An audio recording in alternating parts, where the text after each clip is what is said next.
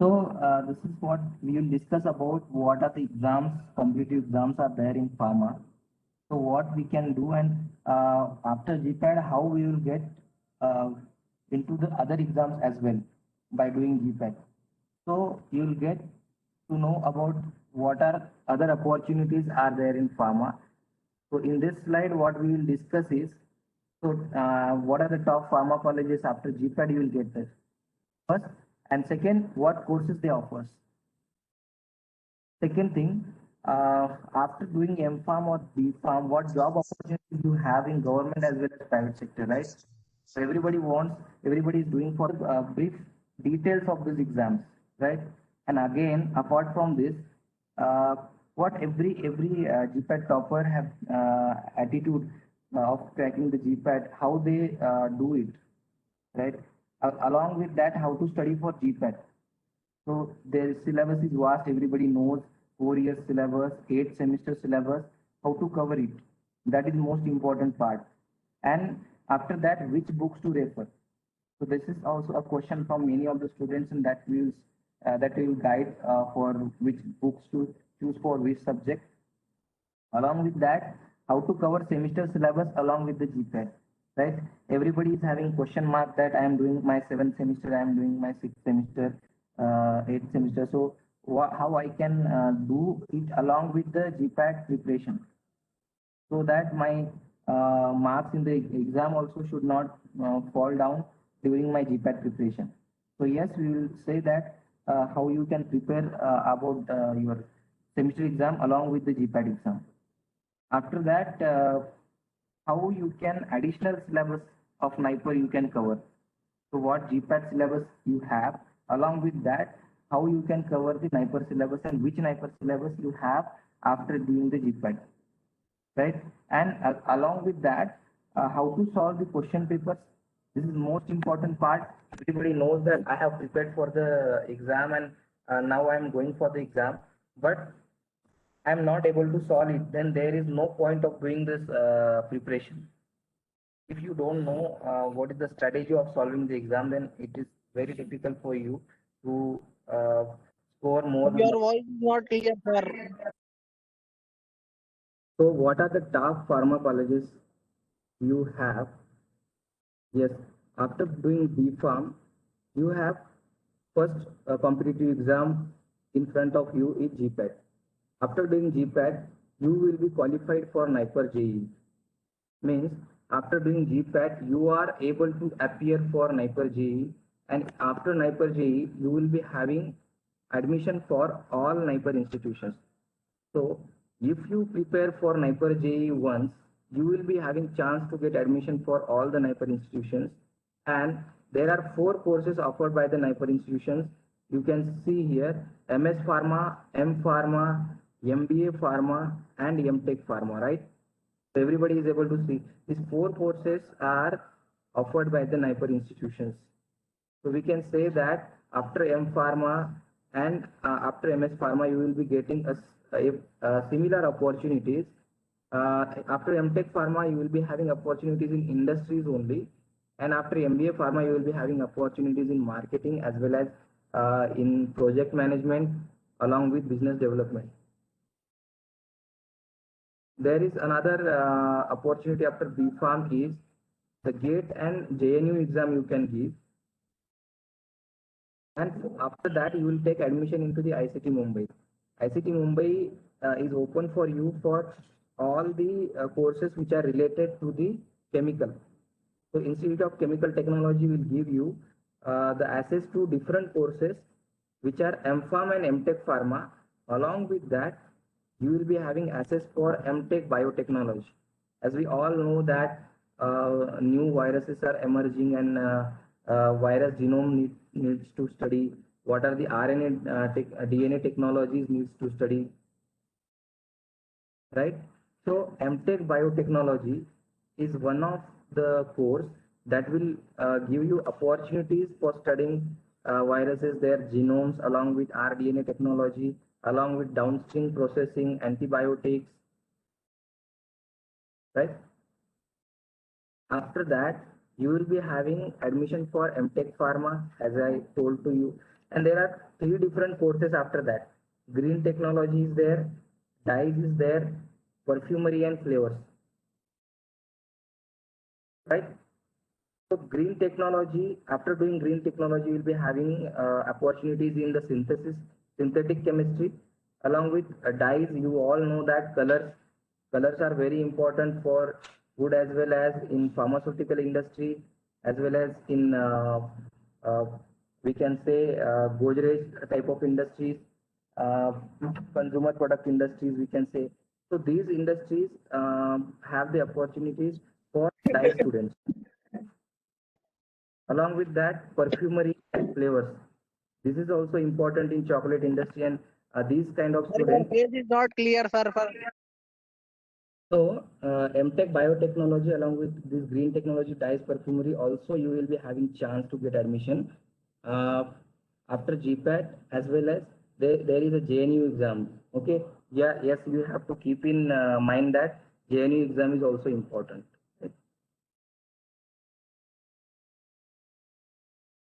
So other courses are also there. You can do integrated MTech PhD in CSIR institutions. Some IITs also offer that, and we can say IISc Bangalore is also there. IISc Bangalore in biochemistry you can do PhD. In IITs you in biomedical engineering, and in CSIR you can do in pharmaceutical sciences itself after doing your GPAT. Okay, so it is integrated MTech PhD. And after GPAT, there are few institutions which will give you the good placements. We can say the MPharm in IIT, MPharm in Punjab University you can do, MPharm in Jamia Hamdard. Along with that, MPharm in DIPSAR and Bombay College of Pharmacy, they will offer you a good placements after these also. So if you not get admission in these institutions as well, and you're qualified GPAT and you have the potential, so you have other options also. They will ask for the more fees, but they will give you the equal opportunities like the IIT BHU as well as ICT Mumbai and NIPER institutions. The options are BEATS, Manipal and NMIMS. You can take admission in NMIMS. You will be having the course which is specialized, we can say integrated MPharm MBA, right? So MPharm MBA you can also do in these institutions. Okay, everybody is clear about this. What are the courses offered and these what are the opportunities you have after GPAT, right?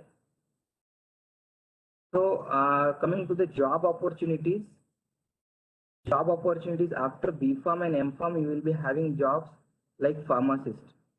Everybody knows that pharmacist in central government hospitals. कोई job अब नहीं मिलने वाली, कोई job अब नहीं मिलेगी, पता है हम लोग को, सब ऐसे ही घूमेंगे.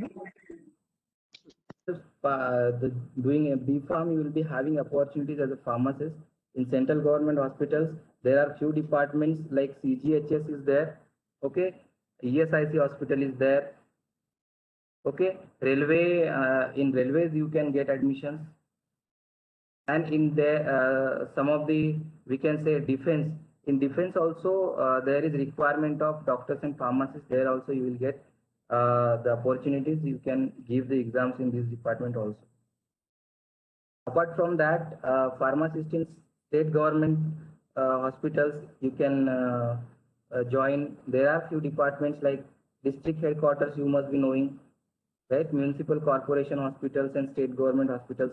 Just the difference between this is in central government you will be having more salaries rather than the state government, you can say. After that, you will be having opportunities like scientific officer, right? So scientific officer, you will be get into it after doing UPSC. There are a few exams conducted by UPSC, and they will place you in CDSCO, Central Drug Laboratories, Ayush. So these are few departments where you can have the uh, opportunities like scientific officer after doing UPSC. So you have to check the site of UPSC regularly. You can uh, there is online ORA, we can say online recruitment admissions, we can say, and in this through ORA you will be getting the UPSC exam for CDSCO, CDL and Ayush. as a scientific officer. So there are other opportunities also in Sir, FDA. your face is not clear, sir. Black, sir. Sir, please make it clear, sir, please. Sir,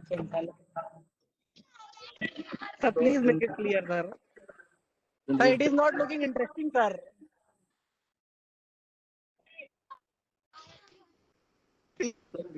respective state PSCs you can get. Means for Maharashtra you will be having MPSC. For Gujarat you will be having GPSC. So for the different respective state PSCs also you will be having a chance for getting into for drug testing laboratories, right? So as a scientific officer in drug testing laboratories, yes, some exams like staff selection commission you will be prepared for, and after that you will be get jobs into CDSU as well as central drug laboratory. Okay. So there are, we can say, job like drug inspector, and for this also you have to give UPSC exam, and the placement will be in CDSU. There are different respective state PSCs also there, and FDA of respective states. You know that Food and Drug Administration for of respective states will be having opportunities for drug inspector, and you will be like you will give exams through the MPSC or the respective state PSCs. We can say for Goa, you can go through the GPSC and you can see the in Goa FDA you will having opportunities in, right? There are clearly we can say the staff selection commission also conducts the exam for drug inspector, and the placement will be in CDSU, right? And in private sector, what opportunities you have? We have explained about the government sector, what we have, the opportunities. After that, just I want to give you a flashback about what opportunities we have after D Farm, B Farm, or M Farm in private sector. So in production department in pharmaceutical industry, you can get after B Farm, M Farm, or D Farm as well. So in production, you will be having different hierarchies, and after B Farm, you will get as an officer, or after M Farm, you will get as an executive in production department. There is another department in pharmaceutical industry. We can call it as the quality control department. So in quality control department, you will get the job in testing of drugs, where whatever the manufactured batches are there, you will test in the whatever the production department batches manufactured, you will test those batches in quality control department. Okay. So there is quality assurance department is also there. So quality assurance department, it's all related to the documentation part.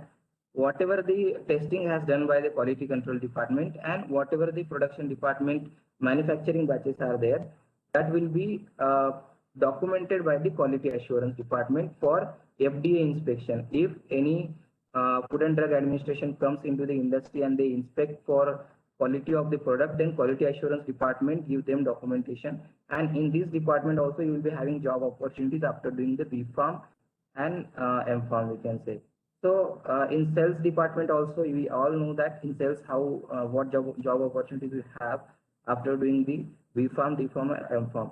So these are opportunities in private sector, but in not in the R&D, but manufacturing and sales. Okay. So these kind of opportunities, you will be prepared for the interview after doing the GPAT. So you'll be having a flashback of all 4-year syllabus in the GPAT, and that 4-year syllabus will help you for getting these kind of jobs and good interview skills in these kind of jobs. So coming to the job opportunities, private sector. Please first let us clear GPAT, then we will focus on job, na sir. Sir, first let us complete our GPAT, na. So M-Farm, PhD, Then we will focus on job. in You are research and starting development. only you are saying about job. We don't need you. First take up GPAT. So in job opportunities in R&D sector, after M-Farm you will get the job opportunities in R&D. So M-Farm is the lowest qualification for research and development. PhD and postdoc candidates are there in our research and development. So if you want research and development to be you want to get into it, then you have to focus on doing the GPAT, and then you will get admission to the MPharm, and after MPharm you will be having the opportunities for coming into the R&D sector. So there is there are different R&D sectors are there: API synthesis and API analysis. So in this sector, MPharm pharmaceutical chemistry students, MPharm pharmaceutical chemistry students can uh, take the job, and there is this is the department where main molecule of the if new drug molecule is synthesized, and this molecule is analyzed for different impurities and the API, which is active moiety. So this department will synthesize as well as analyze the new molecule. So pharmaceutical chemistry, MPharm in pharmaceutical chemistry, people can join this opportunity. There is another department in research and development is formulation R&D. So whatever the active moiety which is synthesized, by adding some extra, some other non-active ingredient into the API, these formulation research and development students can do. And these people, formulation R&D people, they prepare a tablet as well as capsule along with the different formulations, we can say, the dosage form they will prepare, and they will make that dosage form to come into the scale up, and they go into the plant from research and development department. So along with that, we will be having analytical R&D. Whatever the formulations made by the formulation scientist will be analyzed or tested by the analytical department. So you will be having people from pharmaceutical analysis. Means if you are doing MPharm in pharmaceutical analysis, you will get into the analytical R&D. Okay. So analytical R&D department, the MPharm pharmaceutical chemistry people and MPharm pharmaceutical analysis people having the opportunity in this analytical R&D department. And if you come to the formulation R&D department, only MPharm pharmaceutics people can get into it. Formulation R&D, only MPharm pharmaceutics.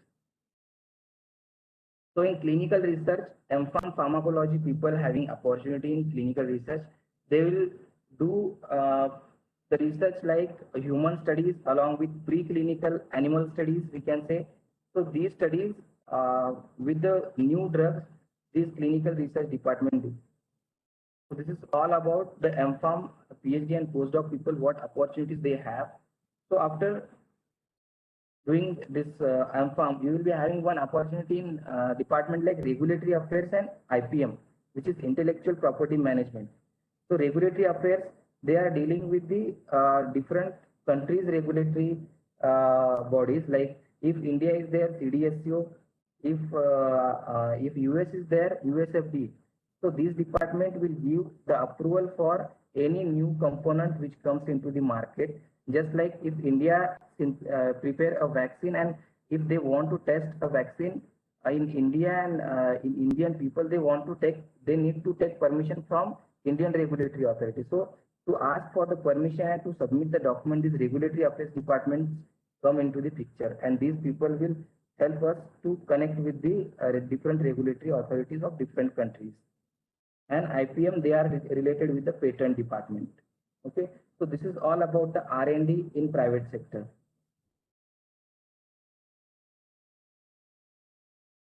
So MBA, what I want to emphasize, you can also do the MBA after while doing your MPharm.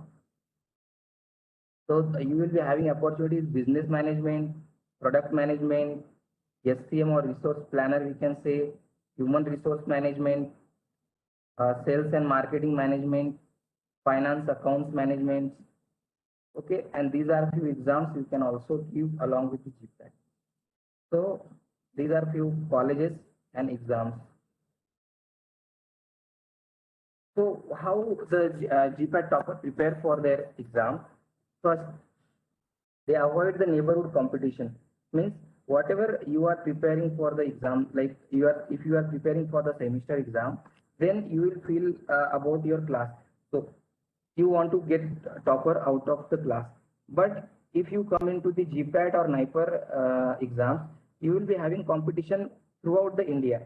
So if you want to get into the GPAT or NIPER a good rank, then you have to be like avoid a competition which is next to your colleagues, right? So your don't we can say compete with your neighborhoods.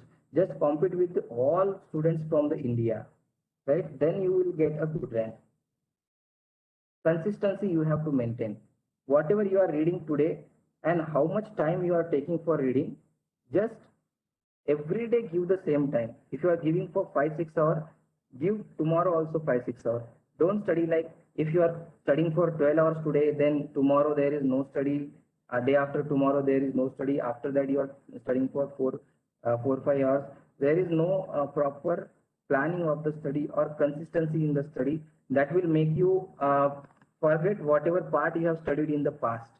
So study regularly and consistently, so that if you are studying for 4 5 hours, okay, that is also okay, but consistency should be there in your study.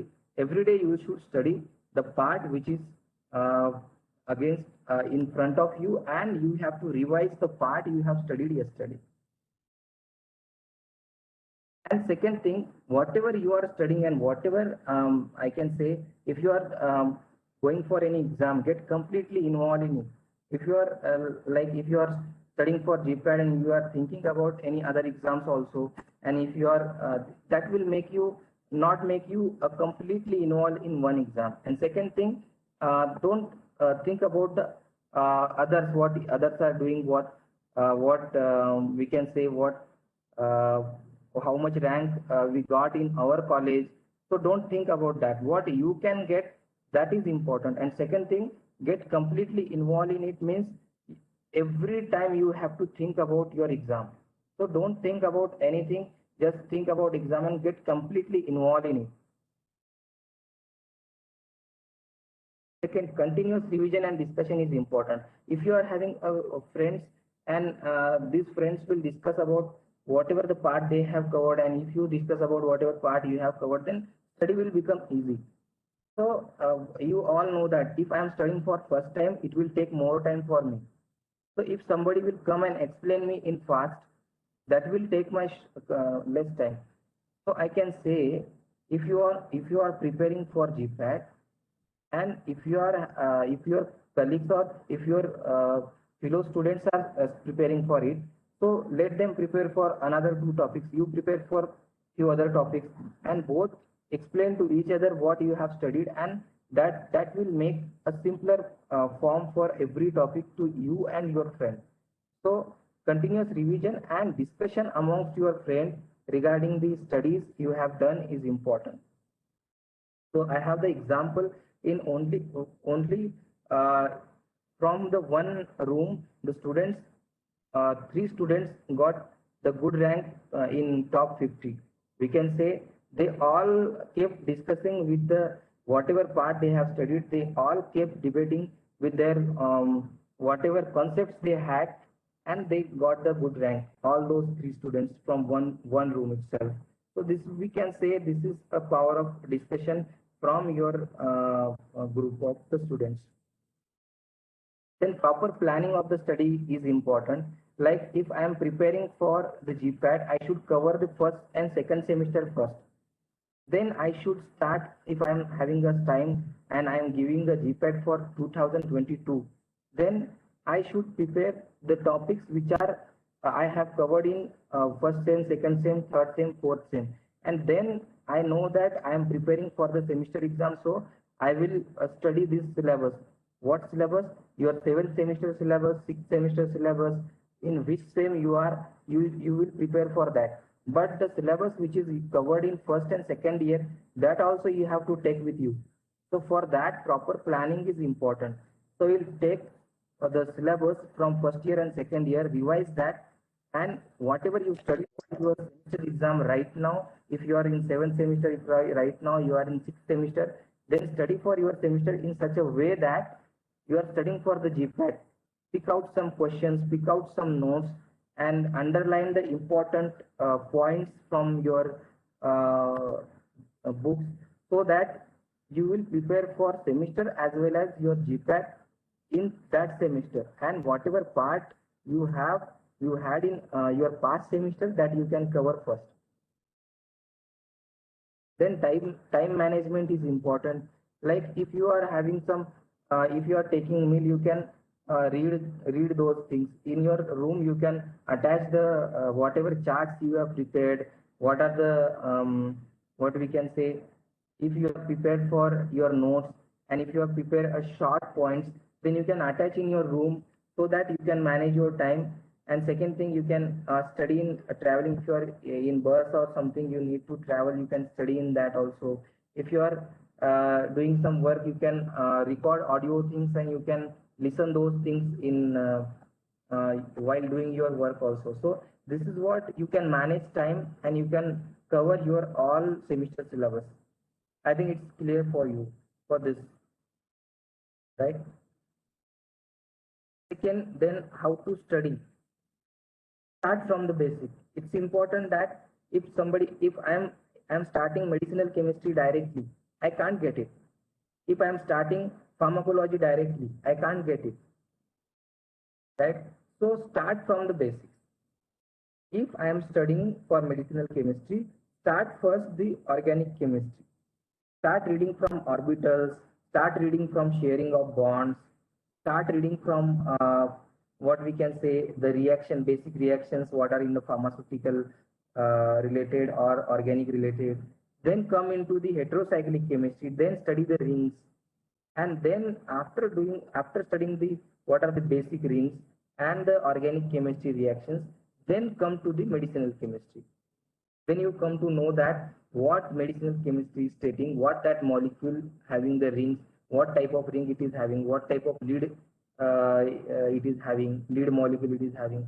Then if you start from the basic like that, then you will get everything out of it.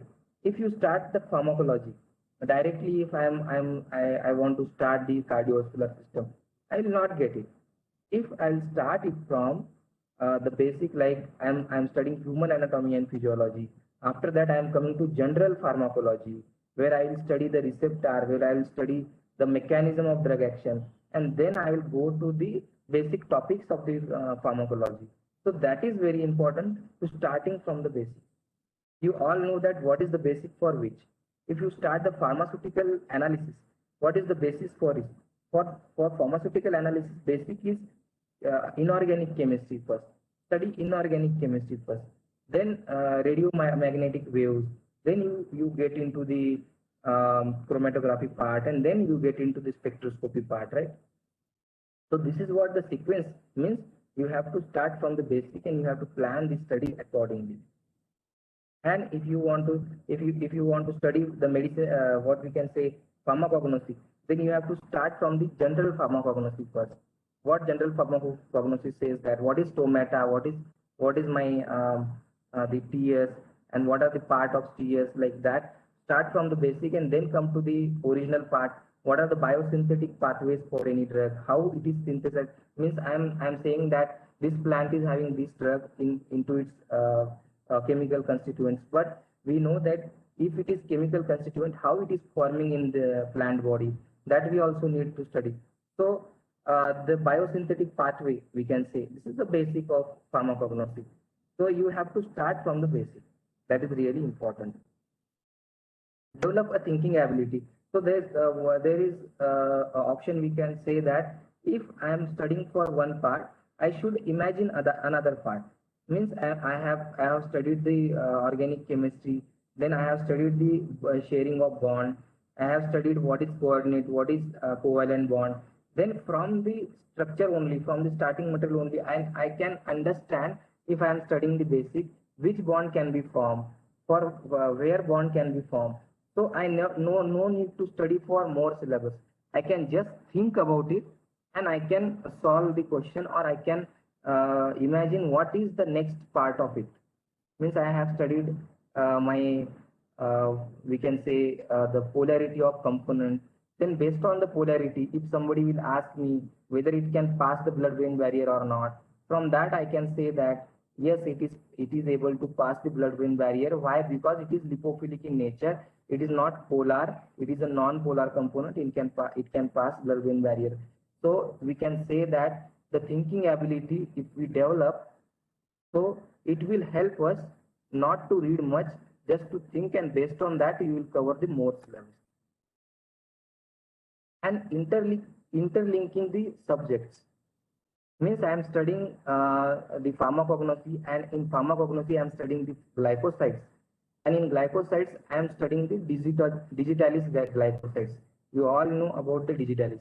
So in digitalis I am studying digoxin, and if somebody is asking me question like digoxin and digitoxin, what is the difference between them? Then there is a difference of one hydroxyl group. If you studying the pharmacognosy, study the chemistry of digitalis. What are the chemical constituents and structure of those chemical constituents? If you study the structure of those chemical constituents, your chemistry part will be covered in that part itself, right?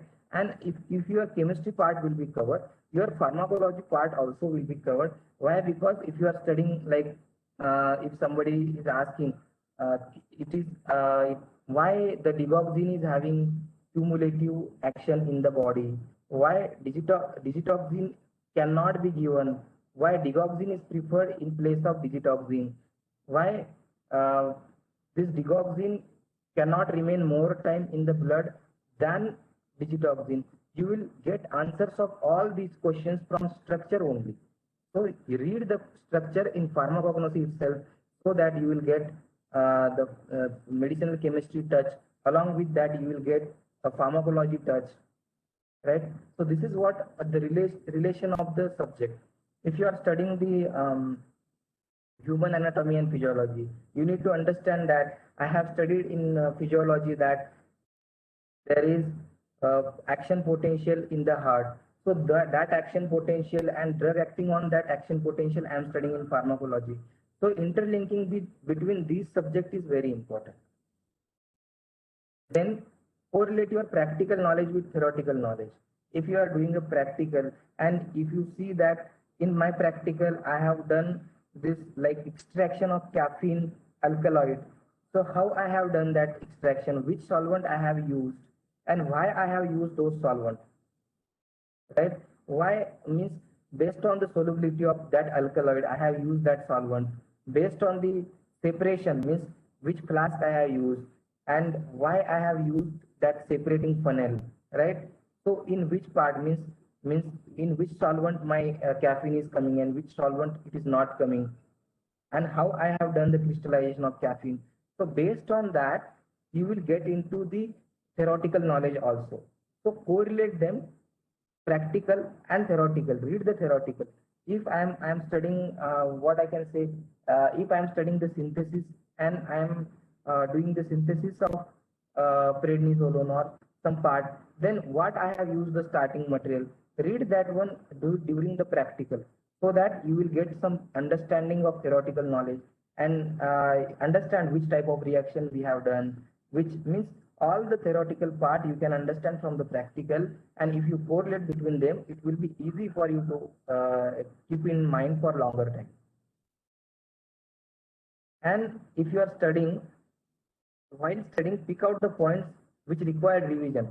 Like if you are reading the classification, pick out the points from the classification.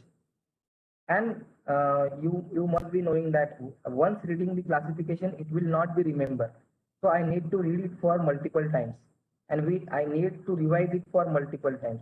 So I will pick those points and I will revise. So make a notes out of it, and these points, if I am studying for the basic concept, don't take out the basic concept, but take out the part which needs revision, and those parts which you can forget, and read that part after reading all those, completing all those syllabus, and after 2-3 days of past syllabus, right? So what we can say is revision is important for that part, and place those notes at the visible part, so that you can get into touch every time.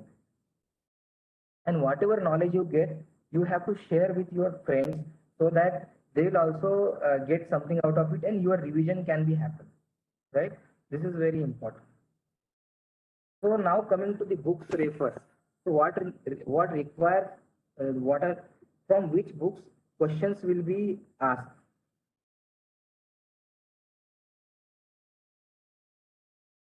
Once again.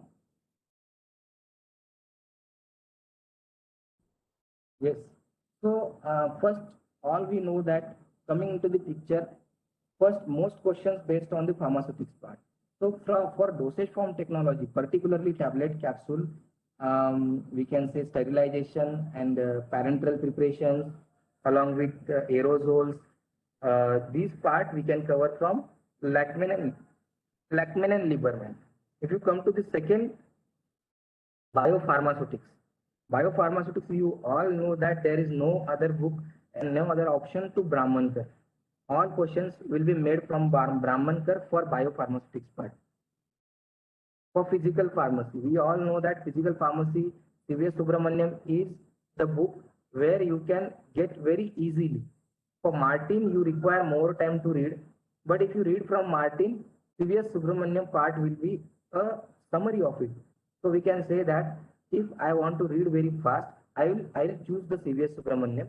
If I am having the time to read more syllabus, then I can read a Martin. For pharmaceutical engineering, yes, C.V.S. Subramaniam is the important book. We can say that pharmaceutical engineering is the small part. From pharmaceutical engineering, very few questions come. So that C.V.S. Subramaniam is the book from where you can read very fastly and you can capture those distillation, evaporation, we can say, right? So these topics you can cover from the pharmaceutical engineering, Raoult's law and everything. So if you come to the pharmacology, there are two books. Rang and Dales. From Rang and Dales, you can read the columns, what are the pictures, what are the flow diagrams, you can read from Rang and Dales. And K.D. Tripathi is very important. Don't skip any classification of K.D. Tripathi. Every classification you have to read from K.D. Tripathi. And second thing, you have to read the mechanism of action from the K.D. Tripathi. And Rang and Dales will give you the picture of the basic part of those topics. While starting the topics, you can read those topics from Rang and Dales. If you come to the medicinal chemistry, Wilson and Griswold, whatever the structures you have in pharmaceutical chemistry, we can say more specifically medicinal chemistry, then Wilson and Griswold, every structure you will get in Wilson and Griswold, and every structure with their structure activity relationship and mechanism of drug action you will get into the Wilson and Griswold. There is another book called KBM. In Kadam Mahadik Botra, you will get a structure activity relationship along with the synthesis method. Right? So these two books you can refer. Apart from this also, you will be having several books, but Wilson and Griswold, you can't leave that. Wilson and Griswold is very important book for reading structures. And for heterocyclic chemistry, reading the rings, what are the like azidity, starting from the azidine ring to the phenothiazine ring and everything. Bahel and Bahel is very important book, right? So you can read from Bahel and Bahel whatever the heterocyclic rings are and some reactions related to the heterocyclic ring.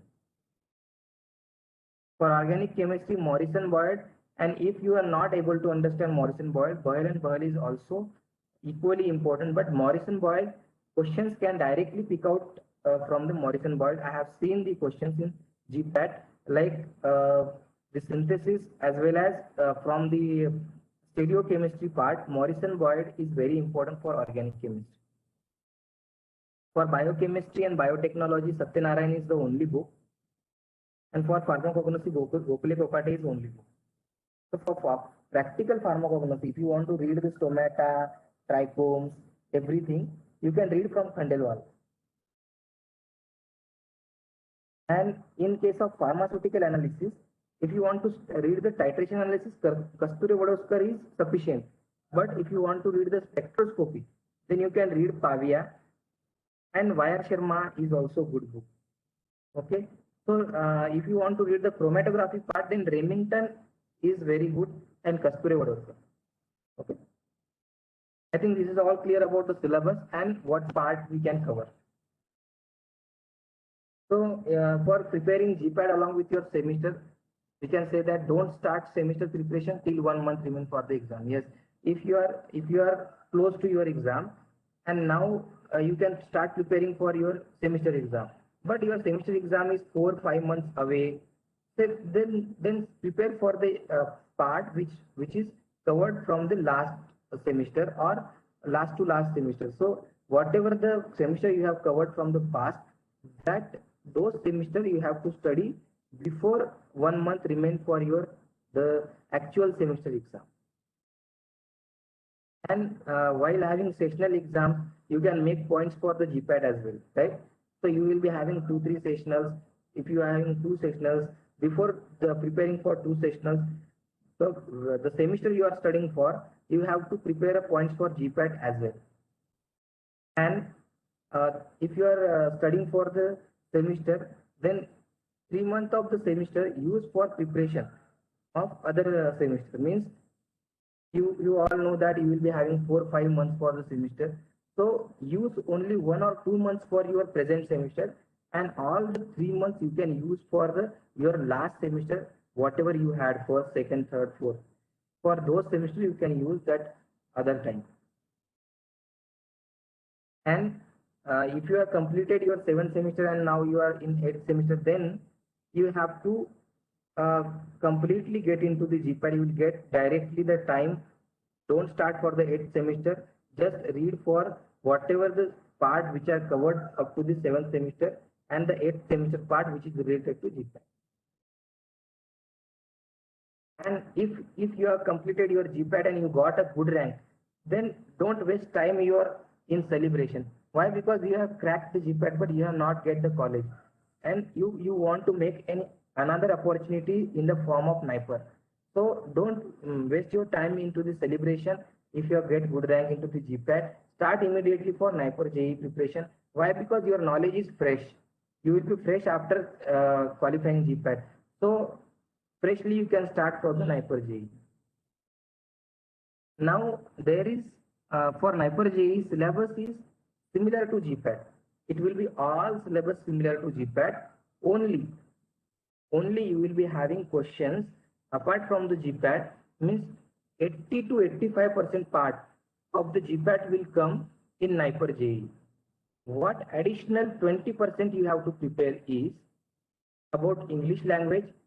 Some questions from synonyms and antonyms will be asked, and some questions from the grammatical error or something like that. They will be asked. There will be sentences. From that you have to complete the sentences by filling the grammatical things in English language. And in aptitude and reasoning, you will be having simple questions.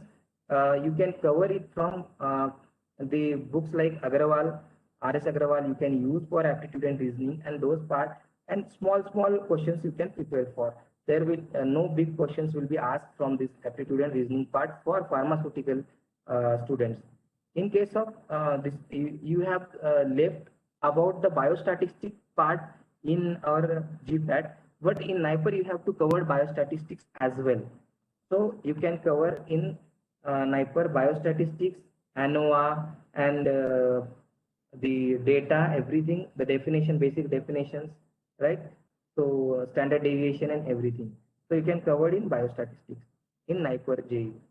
And general knowledge, I'll say you don't read general knowledge. Why? Because general knowledge is vast and there are 2 3 questions will come in the NIPER JEE. So if you read the general knowledge, it will take your more time. So read the syllabus of GPAT along with the aptitude reasoning mostly, and current affair related to pharma regulations. So what current affair will be asked in the NIPER? So the current affair related to recent drug approval. Means in any country, approval of vaccine. Right now, approval of Covaxin will be there. Approval of Covishield vaccine will be there. So approval of Pfizer vaccine will be there. So approval to these vaccines, which vaccine will be first approved in which country? Just like that, these type of question will be covered. And for NIPER, it is very important that you will be having less time. So you need more revisions than GPAT. In GPAT, you are having more time to remember. So if you read once for the GPAT, if you read the GPAT syllabus once, then in exam you will think about whatever you have read and you will be having time to remember it. But in the NIPER, It is inverse. So if you come into the NIPER, in NIPER you will be having no additional time. So it should be remembered as quick as possible. You should answer as quick as possible. So why it is, how it can be possible? It can be possible only by continuous revision. So you need more revision in preparation of NIPER JEE that you don't need in GPAT. Okay, so now coming to the how to solve question. If you have seen in the first picture, here there should be a strategy to solve the question paper. Now there will be 125 questions. You all know that. First understand the depth of question paper. If you feel question paper is very hard, don't attend much questions. If you feel question paper is very easy, then attend more questions. Why? Because if it is easy, then we can say cutoff will go high. If it is hard, then cutoff will come to low. Your rank will not alter. Your rank is fully based on your preparation. Your rank will not based on the question paper level. So if it is easy, everybody will score. If it is hard, everybody will not score. Then we can say that it is difficult for everybody. Then we need to do the strategy while starting the exam. You will get into the few questions and you come to know that how the level of the question paper is. If you feel that question paper level is very hard, then that time you target for 100 question and less than 100 question also. If you think that the level of question paper is very hard, then that time you can target more than 100 questions as well. So this is what the strategy while starting the exam. And the second thing, if you think that this question I am not able to solve, don't like skip it directly. First read it. While reading, if you think that once in a life I gone through this syllabus, then flag it. And after solving your whole question paper, come to those questions and start solving it again. Why? Because in GPAT, every question you will not get. Every question you are not able to solve directly. You have to think on that question. So what for thinking you need a time. So you can flag those questions and you can go ahead for solving other questions.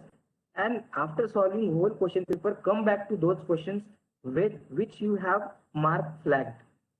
And you start solving and you start thinking on those questions. Whether you have directly answered those questions and you can't answer those questions directly, then you can think on those questions, and while thinking you can sort out the options. If you think that from these two options I am thinking that this is most probable, then go for it. And how we can, because if you get a right answer, then you will be having 4+ marks. If you get a wrong answer, you will be having -1 marks. Then if you are confused between the two options, then mark one of it. That is why, because you can take risk if you are sure about the two of the options, right?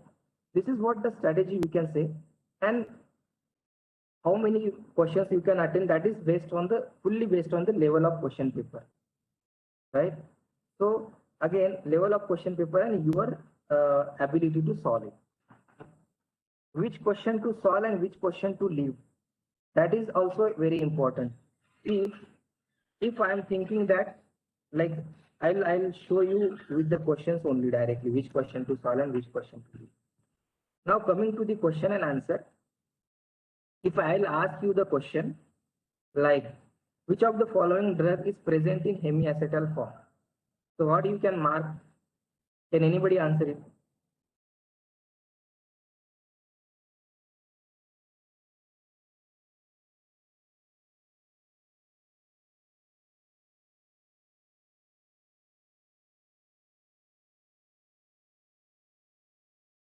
Which of the following drug is present in hemiacetal form?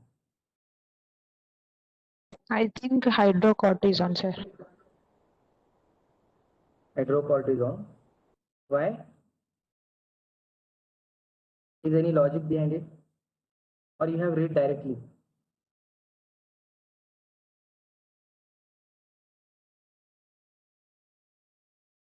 If like means what is your means reason behind it? What you thought while answering hydrocortisone?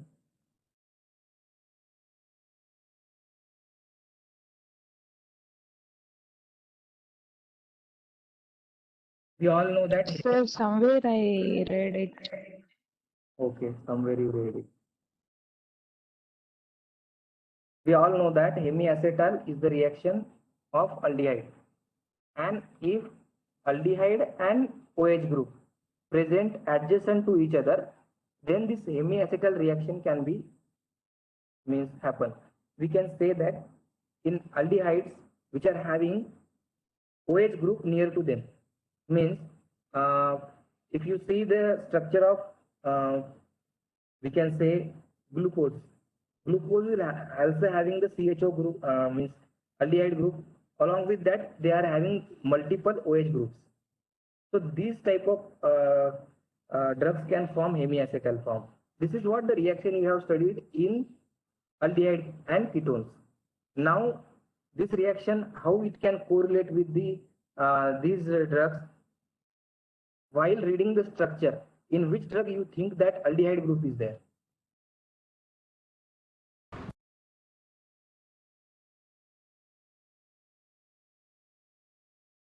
While reading,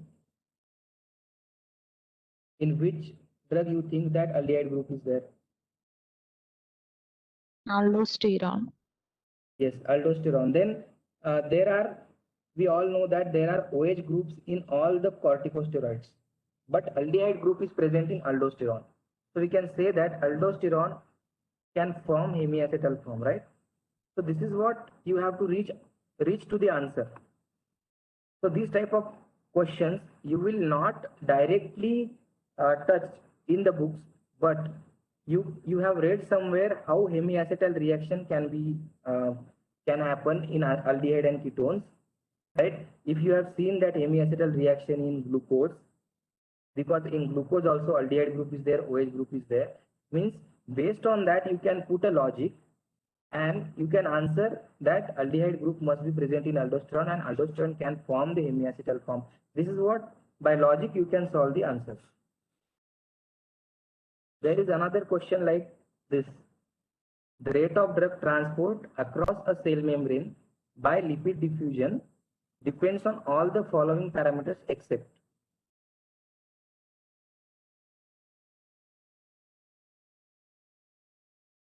Means cell membrane is Density of transporters. yes, density of transporter is correct answer, but what is the logic behind it? Because drug size means indirectly it is related to diffusion, means particle size only. Yes. So drug size is important for diffusion. Concentration gradient. It is also It is also important. Surface area also important because more surface area means more absorption. yes, correct. So transporters is important in active transport, not Yes, in. sir. So this is the question we can solve by understanding our basic, right? Then it's like another question. This is also we can solve by understanding the basic. Drug which least likely to penetrate or cross membranes. All of the above. Least likely means they are not able to cross the membrane. Sir, charged drugs is mostly correct answer. Okay. So we can say that first, neutral drugs can cross, right? Neutral drugs are lipophilic and they can cross. Second, charged drugs cannot cross, but if there is active transport, then they can cross. And we all know that sodium means water core filled channels are there through that charged drugs can cross. But protein bound drug cannot cross. Means least likely means. I have asked least likely means if anybody is able to cross, but one type of category is there which is not able to cross. So protein bound drugs cannot cross. They are not able to even cross. Why? Because proteins are, we all know that proteins are bigger structure. If they are bound to any component, then there will be no drug available for distribution, right? Protein bound drug is most, we can say, preferred answer for this. Now, if we come to the this question is fully based on the logic of your chemistry and if your we can say pharmacology.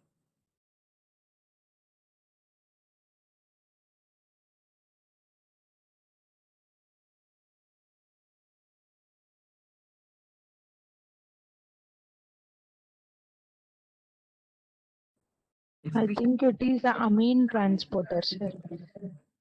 Which transporter? Amine transporter, last one. Transporter, sir. I mean, penicillin is penicillin having amino group. Have you read the penicillin structure? You must be read, right? So have penicillin amino group. Somebody told organic anion transporter.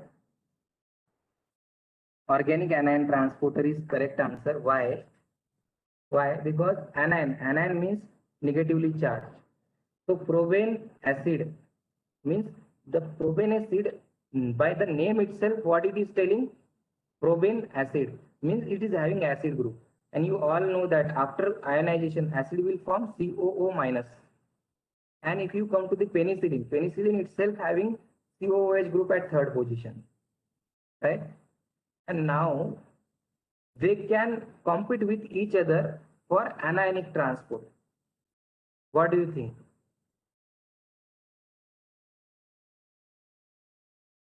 So that's why organic anion transporter is the correct answer.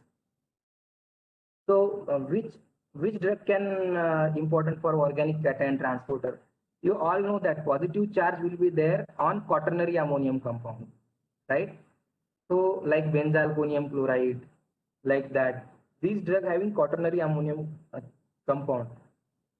So these type of drugs can cross by organic cation transporter. Amino acid transporter is name indicate that it is important for transporting amino acid. And amine transporter, if the drug is having amine group in its structure, then amine transporter is important. Now, these are the questions from thinking you can solve. So by logic, you can solve these questions. What are right now, till now, I have given to you. Now, after this, I will give you a question which you can only solve by, if you read it, then only you can solve. If you not read it, you can't solve.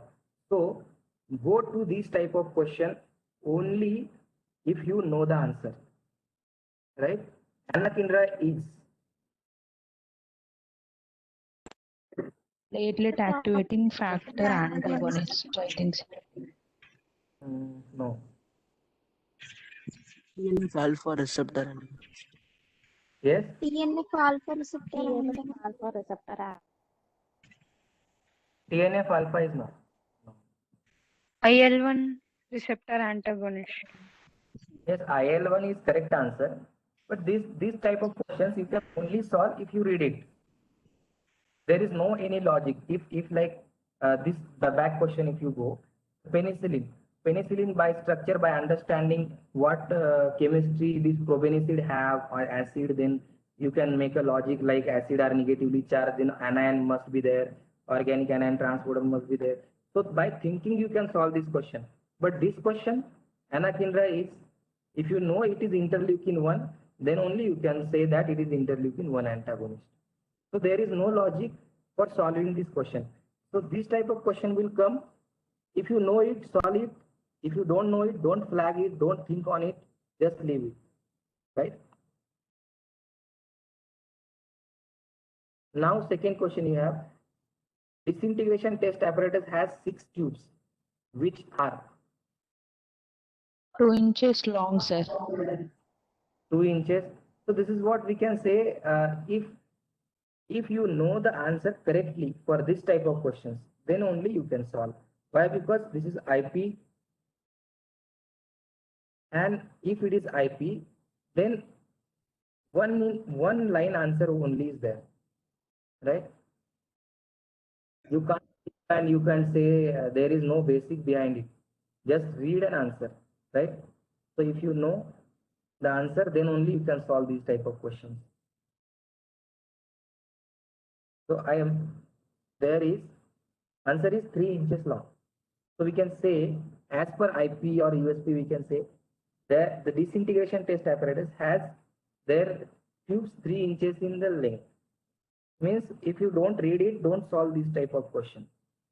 And these questions like transporter and those type of questions, you flag it and think on it, and you can solve those type of questions based on your basic knowledge. So this is what about which question to solve and which question to leave, right? I think you all must have understand. If you all having any doubt, we can say in preparation, any exam, if you start for any exam, the mantra is you have to always you have to be think about that exam unless and until exam you have given the exam, right? So you will be fully involved.